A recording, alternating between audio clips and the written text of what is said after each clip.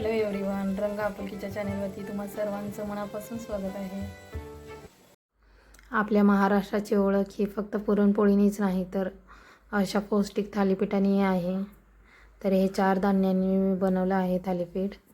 यामध्ये ज्वारी, गहू, नाचणी आणि बेसन पीठ वापरलं आहे.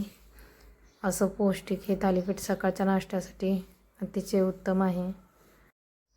थालीपीठासोबत मला आवडतं दही आणि खरडा. दहीला मी जिरा आणि हिंग आणि मीठ टाकून तडका दिला आहे. बघू शकता, खूप मस्त लागतं असं दही. हे थालीपीठ बाहेरून खरपूस आणि आतून असं मऊ आहे.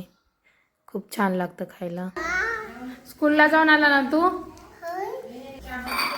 भैया कुठे जाऊन आला? स्कूलला जाऊन आला भैया. आता तू काय करतोय? तू काय करतोय आता?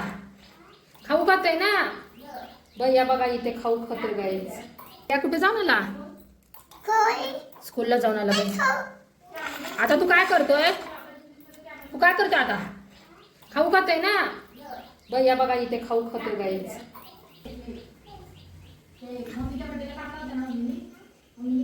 काय झालं भैया? काय आणतो आता? काय? बस इथं खाये भैया. काय हवंय? चमचा हवा होता तुला?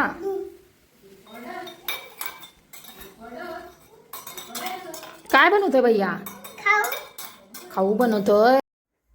हे बघा इथे भैया पडला होता तेव्हा त्याला लागलं होतं. मी पावडर लावते तर पावडर लावू देत नाही, हालत आहे. पावडर लावू देत नाहीये, कसा करतोय? सगळं झालं आहे, आता भैया झोपणार आहे. भैया झोप झोप. चल भैया बेबीला पकडून कसा झोपतो बघू.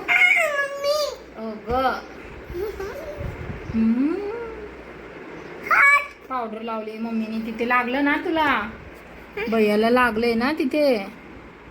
कसं काय लागलं भैया? काय लागलं तुला? हा काय धापकीने पडला तू? कशावर पडला? कसा करतोय ऍक्टिंग? Bye bye guys. आता मी झोपून उठतो म्हणा. मी झोपून उठतो.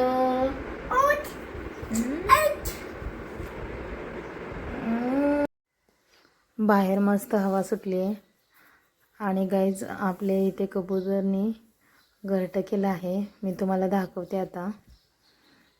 हे बघा इकडे, इथे हे शूज आहेत ना, त्याच्या मागे इथे घरटे केले कबुतरांनी आणि त्यामध्ये अंडे पण घातलेत त्यांनी. 2 अंडे आहेत त्यामध्ये. बघा मी हात नाही लावत त्यांना. हात लावल्यावर त्यांना समजतं वाटतं. किती छान वाटतं हे बघायला. आणि मला बघून ते उडून गेलं कबूतर इथून. परत येऊन बसणार इथे. हे बघा गाईज, कबूतर येऊन बसला आहे त्या अंड्यांवरती. बघा उडून गेला अजून मला बघून. अंडे आहेत का बघू आपण. 2. एकच दिसत आहे. दुसरं कुठे आहे? 2 आहेत. भैयाला दाखवलं तर भैया कबुतराचे अंडे मागत आहे. किती छान वाटते बघून. खुश झालाय भैया तर.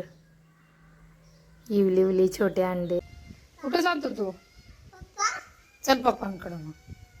चला चला जा. तर गाईज आम्हाला खूप टेन्शन आलं होतं काय झालं असेल, कारण बसता पण येत नव्हतं. इतकं त्रास होत होता ना.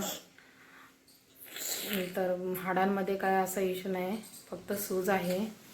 सूज जाण्यासाठी गोळ्या आणि मलम पण दिलं आहे. ते रोज घ्यायला सांगितलेत आणि मलम रोज लावायचं आहे 3 टाइम. गोड पण खाऊ नका म्हणून सांगितलं आहे. भैया बघा अजून थोडंसं दुखत आहे गाईज. गोळ्यानी आणि मलमनी थोडं कमी आले, पण अजून आहे दुखणं. हळूहळू कमी होईल. तर ब्लॉग आवडला असेल तर लाईक करा गाईज. आपल्या चॅनलला सबस्क्राईब करा. बाय